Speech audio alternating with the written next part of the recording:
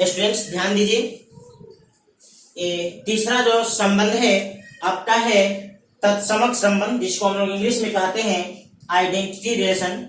इस रिलेशन के डिफिनीशन लिखा गया है, सेट ए पर परिभाषित किसी संबंध आर को हम लोग तत्समक संबंध कह सकते हैं यदि संबंध आर के अंतर्गत सेट ए के प्रत्येक सदस्य केवल अपने आप से जुटे।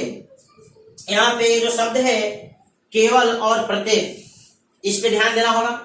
सेट ए के प्रत्येक सदस्य केवल अपने आप से जुड़े, वैसे संबंध को हम लोग कहते हैं तत्समक संबंध। जैसे एग्जांपल देख लीजिए, एक सेट है जिसमें 1 2 3 तीन सदस्य हैं।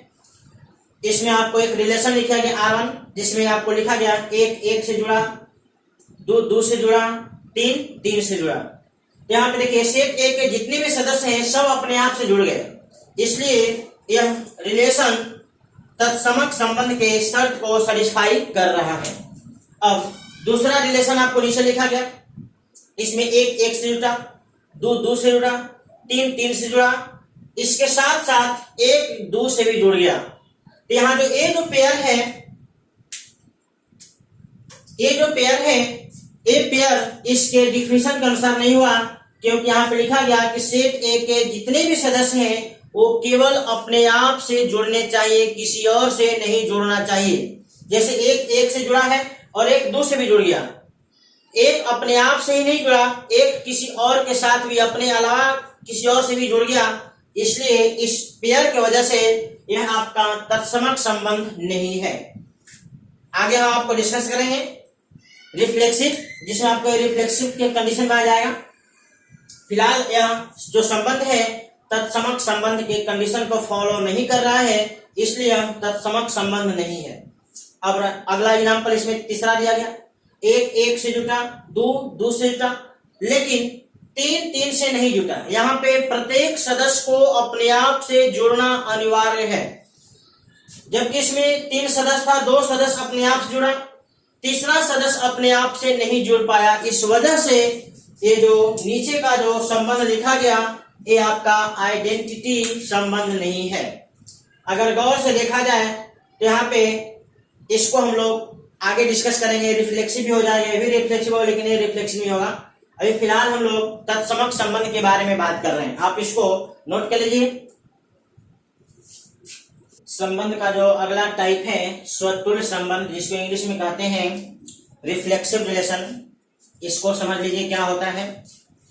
इसमें दिया गया समुच्चय ए पर परिभाषित किसी संबंध आर को हम लोग स्वतुल्य संबंध कह सकते हैं यदि संबंध आर के अंतर्गत समुच्चय ए के प्रत्येक सदस्य अपने आप से जुड़ता हो। यहाँ पे केवल शब्द नहीं है, तत्समक में यहाँ पे केवल अपने आप से जुड़ना चाहिए और यहाँ पे अपने आप से जुड़ना चाहिए, दोनों में बहुत बड़ा फर्क है। तत्समक संबंध में था कि अपने आप के अलावा वह किसी और से नहीं जुड़ सकता, लेकिन यहाँ पे अपने आप से जुड़ना चाहिए। अपने आप से जुड़ने के बाद वह किसी और से भी जुड़े तो हमारा शर्त गलत नहीं होगा। यहाँ जैसे एग्जांपल देख लीजिए, 1 2 3 सेट में 3 सदस्य हैं।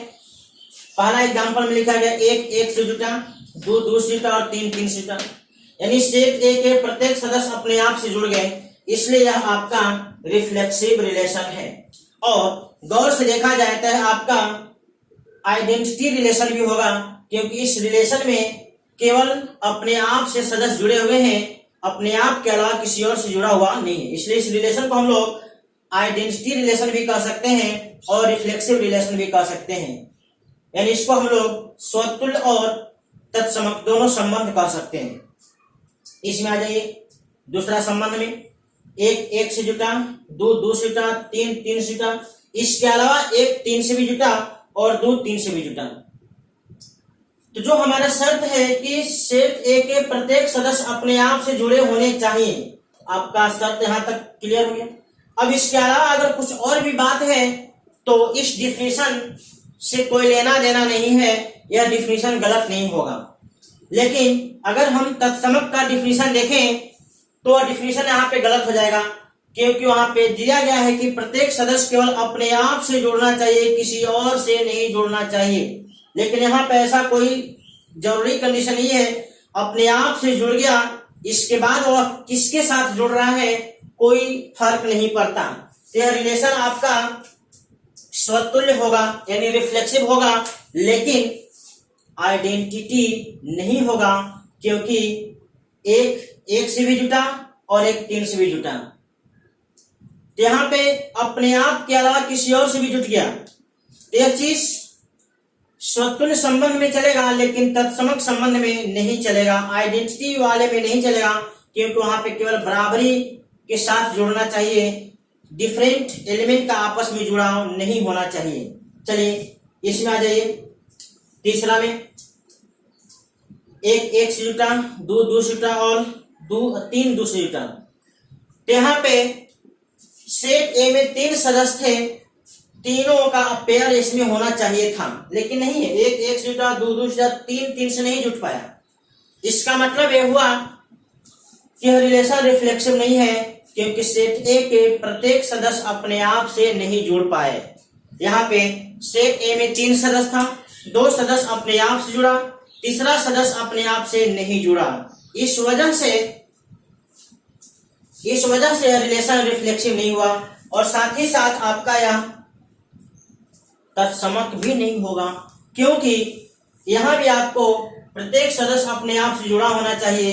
इसके अलावा एक्स्ट्रा भी हो गया, तो इसमें 2 कारण है इसको तत्समक नहीं होने का।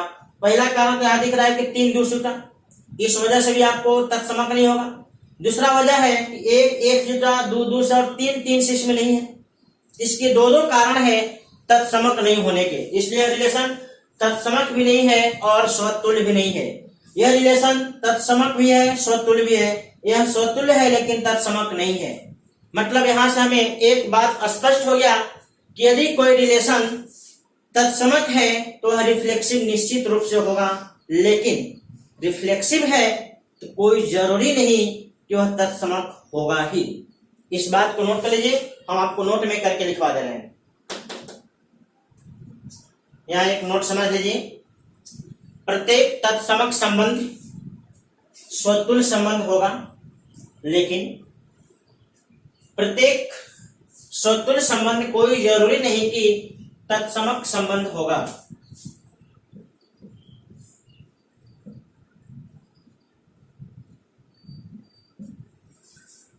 प्रत्येक तत्समक संबंध आपका स्वतुल्य संबंध होगा, लेकिन प्रत्येक स्वतुल्य संबंध कोई जरूरी नहीं कि वह तत्समक संबंध होगा।